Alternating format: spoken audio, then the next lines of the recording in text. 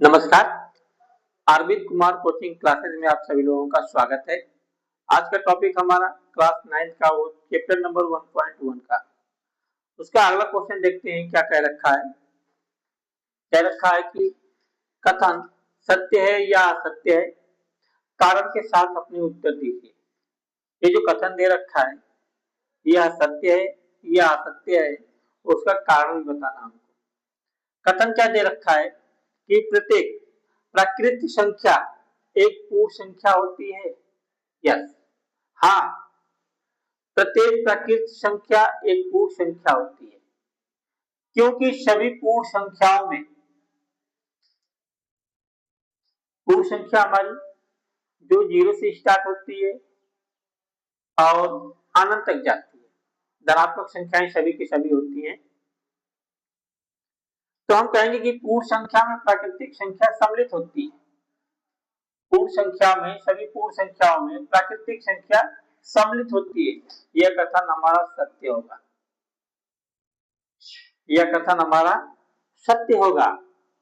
दूसरी बात क्या कह रहा है, दूसरा कथन कि प्रत्येक पूर्णांक, अब पूर्णांक क्या होता है? पूर्णांक वह संख्या जो धनात्मक के साथ ऋणात्मक के साथ 0 भी सम्मिलित होती है उसको हम पूर्णांक कहते हैं। तो ये कह रहा है प्रत्येक पूर्णांक एक पूर्ण संख्या होती है। असत्य, असत्य इसलिए कि प्रत्येक पूर्णांक पूर्ण संख्या नहीं हो सकती, क्योंकि पूर्णांक में सभी संख्याएं सम्मिलित हैं। आपके धनात्मक भी, यह धनात्मक संख्या भी, ऋणात्मक संख्या भी, उसके साथ में 0 भी सम्मिलित है। लेकिन पूर्ण संख्या क्या होती है? पूर्ण संख्या केवल धनात्मक संख्या होती है। 0 से स्टार्ट होगी और यह धनात्मक की तरफ चलेगी, इसलिए यह असत्य कथन है। यह कथन हमारा असत्य है। कारण जाना आपने कि पूर्ण संख्या हमारी धनात्मक होती है, 0 से स्टार्ट होती है और यह अनंत तक जाती है। लेकिन पूर्णांक हमारा ऋणात्मक भी होता है, ऋणात्मक संख्या भी होती है, इसलिए यह असत्य कथन है। अगला कथन क्या कह रखा है कि प्रत्येक परमेय संख्या, प्रत्येक परमेय संख्या एक पूर्ण संख्या होती है। फिर वही बात, यह पूर्ण संख्या जो 0 से लेकर अनंत तक जाएगी परमेय संख्या। परमेय संख्या हम जानते हैं जिसको हम लोग P/Q के रूप में लिखते हैं। अब जहां पर Q जो होता है 0 के बराबर नहीं होता है, और P और Q कैसी संख्या होती है? पूर्णांक होती है। ये दोनों कैसी संख्या होती है? पूर्णांक होती है, पूर्णांक होते हैं।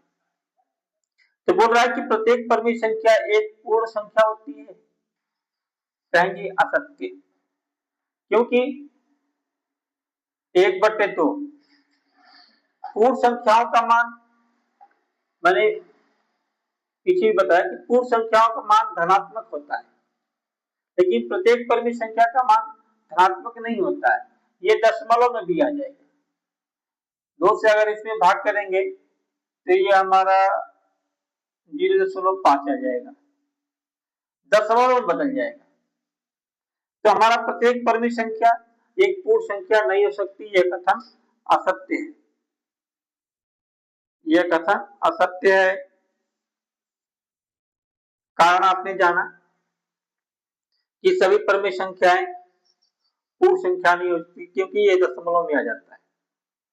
इस तरह से यह हमारा क्वेश्चन सॉल्व होता है। थैंक यू, नमस्कार।